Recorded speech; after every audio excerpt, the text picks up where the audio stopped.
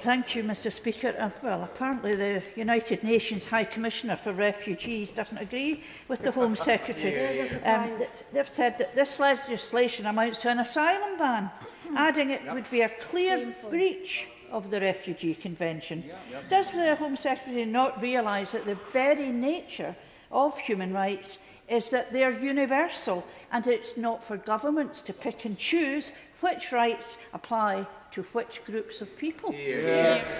Home Secretary. Well, I refer the honourable lady to Article 31 of the Refugee Convention, which makes it clear that there is not an absolute duty on states to offer provision to asylum seekers, particularly if they haven't come from a safe country.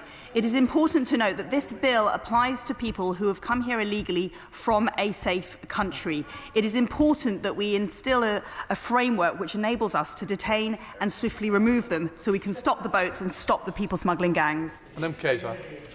Thank you, Mr Speaker. When introducing the bill, the Home Secretary said that she was confident that the bill is compatible with international law. She then immediately confirmed that she could not make a declaration of compatibility under Section 19 of the Human Rights Act. This follows previous comments where she thought it was less than 50% compatible. So can the Home Secretary please confirm to the House today which of these three views she holds? Well, I don't think the honourable lady's quite got the point of the Human Rights Act. Section 19(1)(b) is designed exactly for these purposes, where whilst the government believes that our provisions are capable of being compliant with Human Rights Acts and the Convention on Human Rights, we are nonetheless testing legal arguments and legal basis. There's nothing wrong with that. In fact, previous administrations have introduced legislation, Labour administration, introduced legislation carrying a Section 19(1)(b) statement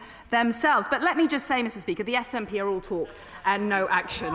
When they, while Scotland makes up 8% of the UK's population, but only 1% of the UK's asylum seekers are housed in contingency accommodation in Scotland, it's very easy for them to make all the right noises but take zero action to stop the boats.